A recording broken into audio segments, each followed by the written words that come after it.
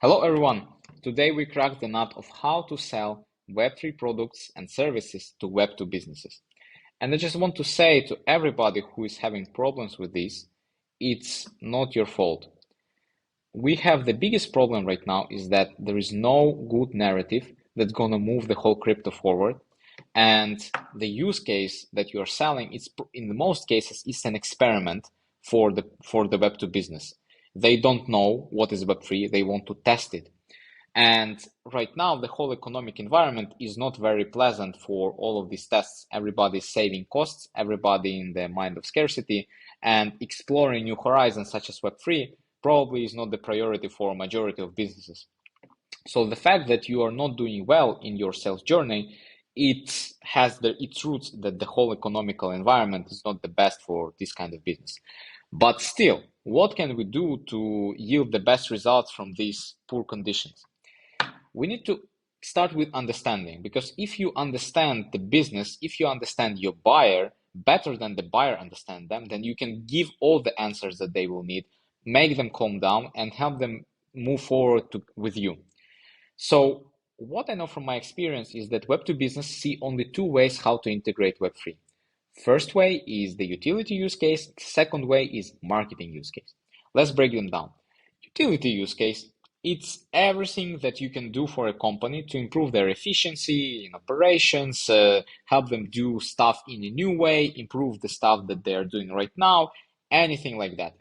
So the most important use cases here are NFTs and supply chain use cases. So NFTs such as like ticketing for an event, equity, different tokenizations options, merchandising, play to earn games, like all these Web3 mechanics in games, the digital collectibles in games, and for bigger traditional businesses that have factories, the very good use of the blockchain is using blockchain in their supply management to see so their data is transparent, immutable, and everybody can track everything.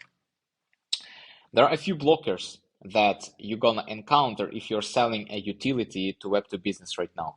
First blocker, limited utility. It's still an experiment. We're still building the Web3. We don't have mass adoption because we are very raw. We don't have what to sell to them. Even if you're the best salesperson, but there's only one product or one beta to sell, what you can do more. There is no product. Second big problem is high cost. Even if you are selling something right now and they see, yeah, that's a very cool thing, to implement this cool thing, they need to build it, or they need to hire you to help to build it. And typically it's not very cheap. And all of this cost spending right now, the market is not the best right now for this kind of experiments. Everybody is saving costs, as I told. There is a security concerns, how to make sure that this thing is not going to get hacked. And the fourth bigger problem is the regulations. How to make sure that the stuff that you build for your client right now, the stuff that you did for your client right now, is not going to affect them in the future by regulations, or is not affecting them right now.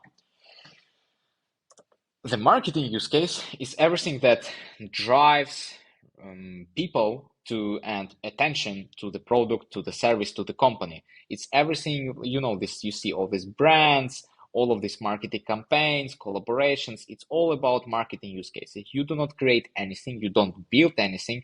Instead, you drive new customers to the company because they do something new, and you are the Web3 experiment. So the biggest problems there is that the Web3 marketing is pretty different from Web2 marketing, and you need to hire a consultant or to hire a new person that will understand how to do this. There are examples like Porsche. They had a big marketing campaign, but they totally failed in their NFT sales. And you compare them to Nike that are doing fantastic. So you need to really deeply understand the business, and you need to hire the people that understand the business for your project to be successful. And another big problem with the Web3 marketing is that the result is not granted. Nobody can tell you, will this work? Will this not gonna work? It's costly. And if you really want to make sure that you get good results, you need to pay extra. You need to work with marketing agencies that has been in business for a long time, like Reef Genius, for example, and they're expensive. And the most popular marketing use cases would be to build a brand, token gating for certain products, features, services, community building and ambassador programs, co-branding collaborations, all of the metaverse. So like the metaverse right now is still developing. We're still not reaching the any good utility and use cases for the metaverses. It's good for news, but I don't think that anybody uses this, goes to Sandbox, to these all virtual stores just for memes, just for checking them out. Another important thing that I wanted to show you is the curve that was conducted by the Gartner research. And what the research that they showed is they surveyed and everybody, everything in Web3 in July 2022. So this research is almost 1 year ago. And what this shows is in the beginning, when you have a new technology, it hits the peak like we had with NFT and DeFi. Then it goes down the bottom almost to where it started. And then it goes a little bit up and it reaches its plateau. So this is the stuff that we talked about. Cryptocurrencies, trading, blockchain wallets, all of this stuff is not new. It has been in business for a long time. And right now it's rising.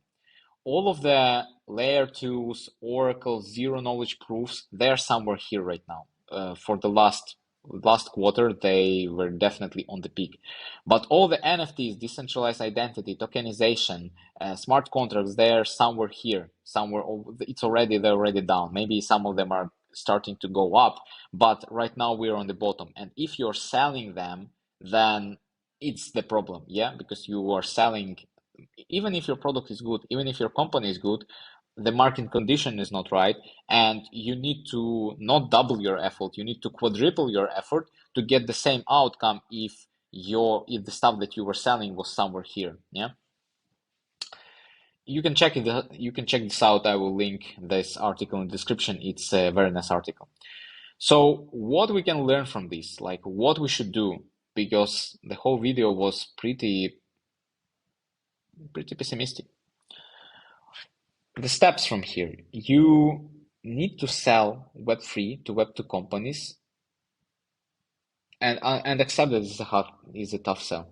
You need to accept that this is an experiment for them. You need to accept that if you're not doing good there, it's part of the blame on you because you're not you're not answering their why question very well, but is not everything influenced by you. Second thing is you need to understand your buyer and your industry. How fast can they adapt? How fast can they change? Different industries adapt differently. I was selling to market research industry and we were selling the Web3 marketplace for them. The concept is cool. We had everything, like it was new. It solved a lot of problems, but the whole industry is very slow to change. It's very slow to adapt. And it was causing us a ton of problems just because our buyers, they understood that this is cool, but they were not ready to integrate. Third thing, what we can do, we can work on our product offering to solve all the blockers up front. So all the blockers that I mentioned, we need to make the product or the marketing around it in the way that it solves all the problems, all of these demons that they have in their minds about the Web3 and about you. Because the important thing to understand, at first, when they see the Web3 and only then they see your company. So you need to sell them on the concept of why the hell they need the Web3. And then you need to sell them why you are doing this in the best way. There's a lot of stuff on the education. So you need to really work on your pitch to explain complex concepts in a very simple words. And you need to get this explanation as high as you can. So typically these kind of decisions about experimenting, they are taken by CEOs, they're taken by founders. You need to speak with people that have authority in the company and power to make these kind of decisions. So you better focus on them. And the best thing is you need to focus on live events. Really, for me, this thing worked the best when I was selling Web3 to Web2. Just go to events. Emails, very tough to sell. It was almost zero conversion, almost zero replies, and nothing good worked out from that. This was rather short video. We changed the format a little bit. I'm curious, what do you see? I'm curious if this format is really better than what we have been exploring before. Let me know in community, what do you think about this? It's going to be yes or no. Just give me yes or no? Do you like this format? Should we do more of these kind of videos? And see you in the next one. Bye bye.